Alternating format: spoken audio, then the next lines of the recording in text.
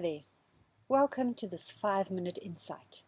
Today I want to talk about how we read the Bible. The Bible is one of the most read books. It is the center of most churches' teaching and preaching, and it is considered to be normative for Christian faith and living. And yet, there is no one way to read and understand the Bible. Depending on which background you come from, your take on a Bible text might be very different from another person's whose background is unlike your own. Even people from the same background and church tradition may come to different conclusions about a text. So given this vast array of approaches, some of which are problematic, which approach do we Lutherans use? Which approach is most in line with our theological heritage? Lutherans, in fact, have a very simple approach to understanding Scripture. Simple, but not necessarily easy. According to Luther, the main point of the Bible is Christ. Scripture's goal is to reveal and lead us to Christ.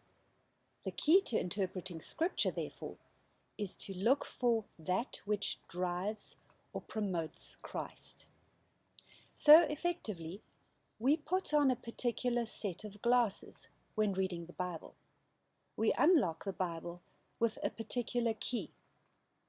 Don't be fooled by folks who say they don't have a key when reading the Bible. They do. Folks who say they read the Bible objectively with no ulterior motive. They don't. We all have some sort of premise we start off from. The Lutheran or Reformation key is that of actively and purposefully looking for the good news in the pages of Scripture. This means that we even look at biblical texts that seem like bad news with the eyes of faith, faith that seeks good news. We trust that the main thrust of the biblical witness is to reveal God's plan of salvation. Luther used an analogy of the Christ child in the manger. Whilst looking for Christ, expecting to find him, we may come across straw and even dirty nappies. But the straw and nappies are part of what's needed to reveal the child. In some cases, the search for Christ in biblical passages is difficult.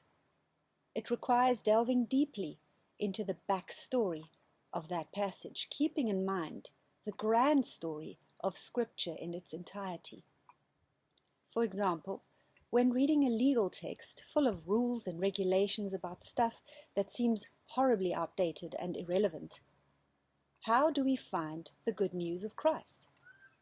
Well, if we see this law text as part of the history of the unfolding and evolving story of the people of Israel, we will see that this story, through its ups and downs and detours, is on a trajectory, a path that leads ultimately to Christ. The law is not in and of itself good news, and it does not reveal Christ. But if seen within the broader context of God's grand narrative of salvation, it has its place in showing the direction and purpose of God's will to save and redeem. The law condemns us, revealing our need for redemption. The law's function, therefore, is to drive us into the loving arms of Christ, who frees us from its judgment. So you see that reading the Bible with the lens of what promotes Christ necessarily means reading texts of the Bible in their bigger historical context, keeping in mind the ultimate goal. This requires viewing texts critically and with other parts of the Bible in mind. No text is an island, but all together form part of a whole, the entirety of which points to the culminating Christ event, the good news. Perhaps the point of legalistic texts is to show how God's story has developed from conditional acceptance to unconditional acceptance, from condemnation to grace and forgiveness. Christ came to fulfill the law so that we no longer have to be bound by it. So, as a Lutheran, I don't have to get all flustered and dismayed when reading the Bible and finding passages that I don't understand, or that don't seem to fit, or that are simply hard to stomach because of their outdatedness or brutality. I approach all Scripture with the knowledge, rather with the faith, that in it can be found the story of salvation, of grace, the good news.